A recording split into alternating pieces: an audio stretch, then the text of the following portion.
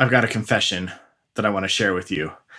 So today's episode is going to be about what's going on inside my marriage, and I hope you stick around because it's going to be honest. Okay, let's be honest. 2020 has been rough, not just for me, but for many of us.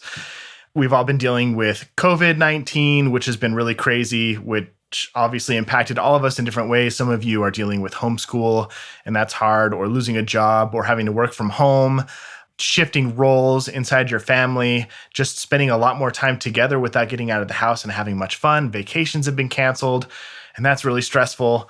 And then on top of that, we've had a really hectic election season, which is really stressful for a lot of people. And then you've got the civil unrest with the Black Lives Matter movement and the George Floyd killing, and that's put a lot of tension in the air, and a lot of people are dealing with a lot of crazy stuff. And on top of that, last Christmas in 2019, my wife told me that she was pregnant, which was awesome.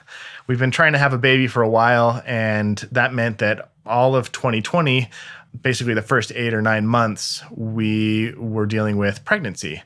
And pregnancy is hard. And it meant my wife was moving a lot more slowly, and she was a lot more tired and stressed.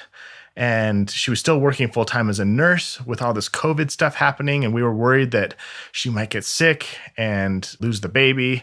And so there's just been a lot of extra pressure on our family. And I noticed that because we were trying to stay safe, we stayed inside a lot. And I kind of noticed that we were drifting towards, I don't know, what I would describe as roommate syndrome. Our routines were starting to get a little bit boring. We were spending a lot of time on our phones and watching Netflix.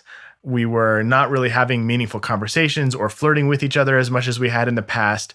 And I kind of had this realization that our marriage was headed in a direction that I did not want it to head in. I'm hoping that you can relate to that and that it's not just me. But the really worrisome part of it is that marriage is what I do full time. Like, my full-time job is to help people have extraordinary marriages. And if my marriage is not extraordinary, that's a problem. Like, if my marriage is suffering right now, that must mean there's a lot of other people who don't spend 24 hours a day thinking about this 7 days a week, that they're probably in a rough spot too. And so I decided that because I hated this roommate syndrome phase that we were in so much, and I did not want to stay in it, that I would do something about it. And so I did. I did something a little bit crazy, as I have a propensity to do when I'm confronted with a problem that I don't like. I go all out to solve the problem. And so what I did is I reached out to a huge chunk of my favorite relationship experts on the planet.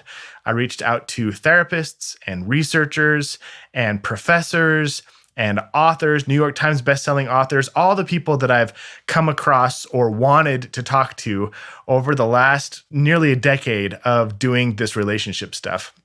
And I said, hey, I got a question for you. Would you be willing to do an interview with me about this one subject?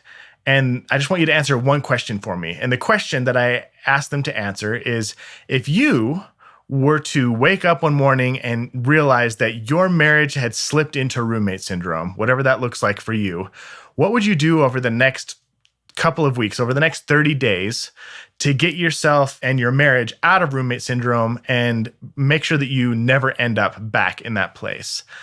And I think it was 27 or 30 people said, yeah, let's talk. And over the last couple of months, I've been conducting these interviews, and they have been life-changing. They have breathed new life into my marriage, and they have exposed me to ideas and concepts and principles that I think will blow your mind.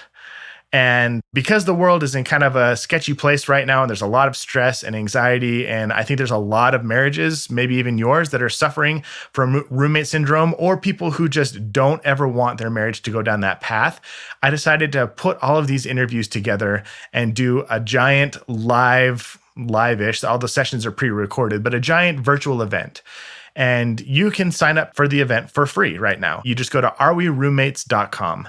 And from December 8th to December 11th, I'm going to be publishing these interviews in chunks. And they'll each be available for 24 hours a day over the span of 3 or 4 days. And you can sign up for free and watch all of the sessions and have the same experience that I have had, which is to have your life changed, to get literally advice from the world's top experts of what they would do if they were in that position. Maybe they're not kissing as much as they used to, or maybe their sex has gotten boring, or maybe they're arguing more than they have in the past, or maybe they just don't feel like they can talk about things like they used to. Maybe they're not flirting as much as they used to. Maybe they're just feeling burned out. Like if you can relate to any of that, that is the kind of stuff that we're talking about in this event.